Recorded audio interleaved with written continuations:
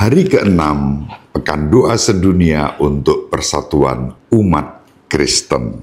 Sahabat peradaban kasih ekologis yang terkasih, saudari-saudaraku umat Kristiani, umat Kristen apapun denominasinya, kita diajak untuk berdoa demi persatuan dan kesatuan kita. Bersatu dalam keberagaman, dalam cinta kasih, bukan untuk perpecahan, bukan karena kebencian dan dendam, tetapi dalam paradigma yang positif, saling menghargai, saling mengasihi, seperti yang didoakan Yesus sendiri, agar kita bersatu. Mari kita renungkan bahan-bahan Pekan Doa Sedunia pada hari ini. Hari ke-6, Pekan Doa Sedunia untuk Persatuan Umat Kristen. Hari ke-6 bertema Gereja, Komunitas Umat Beriman. Kita akan membaca bacaan-bacaan pada hari ke-6 ini. Bacaan pertama dikutip dari kitab Nabi Yesaya bab 2 ayat 2-4.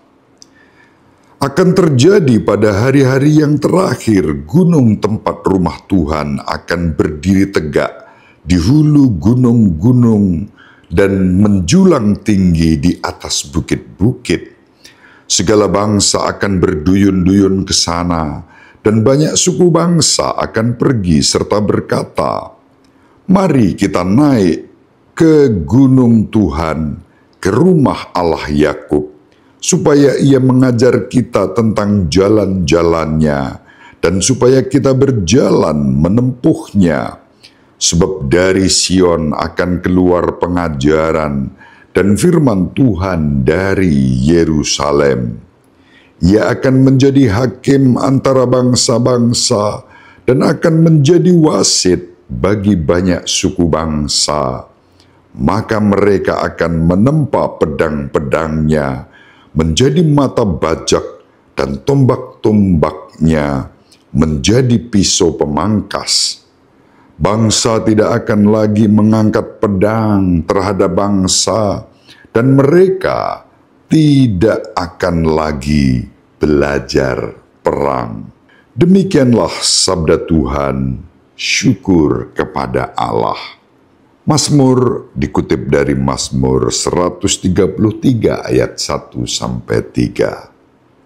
Sungguh, alangkah baiknya dan indahnya apabila saudara-saudara diam bersama dengan rukun, seperti minyak yang baik di atas kepala yang meleleh ke janggut Harun dan ke leher jubahnya, seperti embun gunung Hermon yang turun ke atas gunung-gunung Sion, sebab kesanalah Tuhan memerintahkan berkat kehidupan untuk selama-lamanya.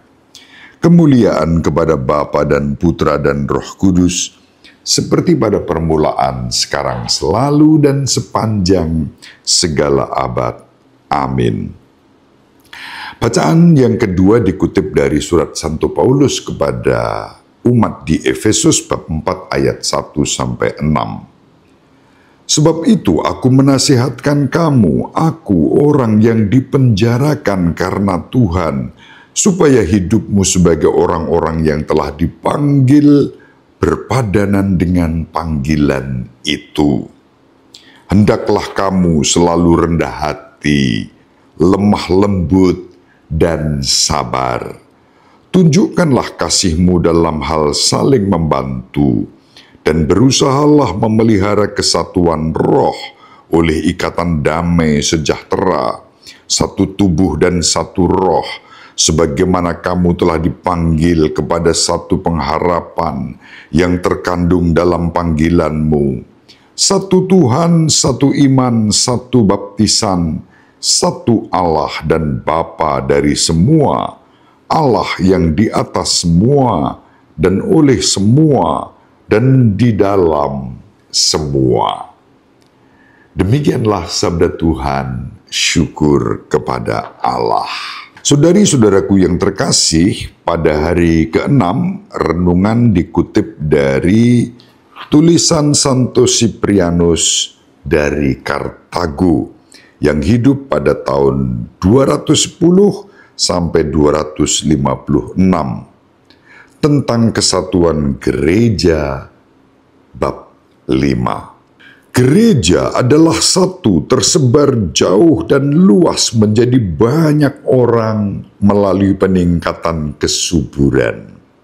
Seperti yang ada banyak sinar matahari, tetapi satu cahaya, dan banyak cabang pohon, tetapi satu kekuatan yang didasarkan pada akarnya yang kokoh. Dengan cara yang sama, gereja yang bersinar dengan terang Tuhan memancarkan sinarnya ke seluruh penjuru bumi, namun ia adalah satu cahaya yang menyebar kemana-mana, dan kesatuan tubuh tidak terpecah belah. Dia berbuah kelimpahan, menyebarkan cabangnya ke seluruh dunia. Sebagai bahan refleksi, gereja dipanggil untuk memancarkan terang Kristus ke seluruh dunia.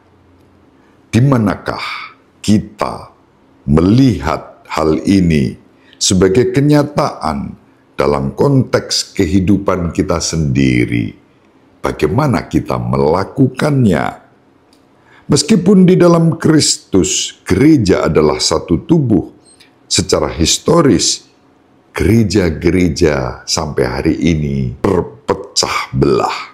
Bagaimana kita secara pribadi menyadari dan mengalami keterpecah belahan ini? Apakah kita mengalami rasa sakit atas perpecahan-perpecahan yang terjadi ini? Gereja sebagai komunitas Roh Kudus, pemberi perdamaian, diutus untuk menghidupkan dan menyebarkan perdamaian, pesan persaudaraan di dunia ini. Dengan cara apa gereja memampukan anggotanya untuk memenuhi panggilan perutusan, membawa perdamaian dan persatuan? Marilah berdoa. Allah Bapa, pencipta langit dan bumi, Putra-Mu Yesus Kristus telah menyatakan Engkau sebagai Bapa kami dan menjanjikan kepada kami karunia Roh Kudus. Berikanlah kepada gereja-Mu agar kami mampu mengatasi skandal perpecahan ini, agar kami dapat menjadi saksi hidup persekutuan-Mu dalam kesatuan pengakuan iman kami dan cinta yang Kau anugerahkan kepada kami, mendorong kami untuk saling mengasihi dan melayani demi Kristus Tuhan dan pengantara kami, yang hidup dan berkuasa bersama Diko dalam persatuan Roh Kudus, Allah yang Maha Esa, Tritunggal Maha Kudus, sepanjang segala masa. Amin. Marilah sekarang kita bersatu dalam doa untuk persatuan umat Kristen. Bapa yang Maha Pengasih dan Penyayang, menjelang akhir hidupnya, Yesus telah berdoa bagi para murid-Nya, semoga mereka semua bersatu, seperti Engkau ya Bapa ada dalam aku dan aku dalam Dikau, supaya mereka juga bersatu dalam kita, agar dunia ini percaya bahwa Engkau telah mengutus aku. Maka kami mohon ya Bapa, semoga semua orang Kristen bersatu padu dan giat mengusahakan kesatuan. Semoga seluruh pemimpin umat-Mu semakin menyadari perlunya kesatuan. Musnahkanlah sandungan akibat perpecahan umat Kristen. Semoga persatuan umat Kristen merupakan sumber perdamaian dan tanda kasih Kristus bagi seluruh umat manusia. Bapa, Tuhan Yesus Kristus telah bersabda kepada para rasul, "Damaiku kutinggalkan bagimu, damaiku kuberikan kepadamu. Janganlah kau pandang dosa-dosa kami, melainkan iman kepercayaan umatmu, dan berilah kami damai sejahtera serta persatuan sesuai kehendakmu."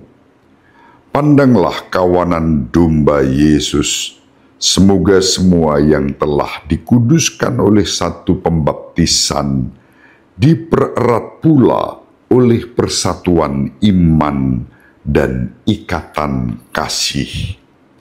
Buatlah kami semua menjadi satu kawanan dengan Yesus sendiri sebagai satu-satunya gembala yang hidup dan berkuasa bersama Engkau dalam persatuan Roh Kudus sepanjang segala masa.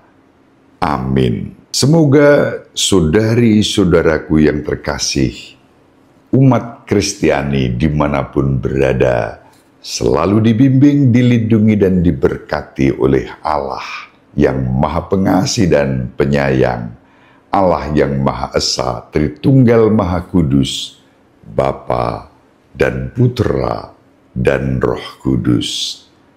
Amin. Terima kasih, selamat memasuki pekan doa sedunia untuk persatuan umat Kristiani. Salve, shalom, salam sejahtera untuk kita semua, berkah dalam. Semoga kita semua, seluruh anggota keluarga kita dimanapun berada, selalu dibimbing, dilindungi, dan diberkati oleh Allah yang Maha Kuasa, Bapa dan Putra dan Roh Kudus. Amin.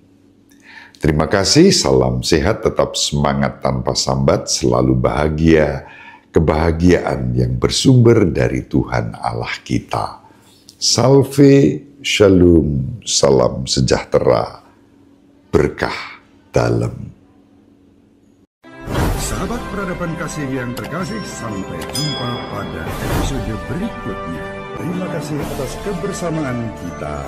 Salam peradaban kasih ekologis, berkah dalam.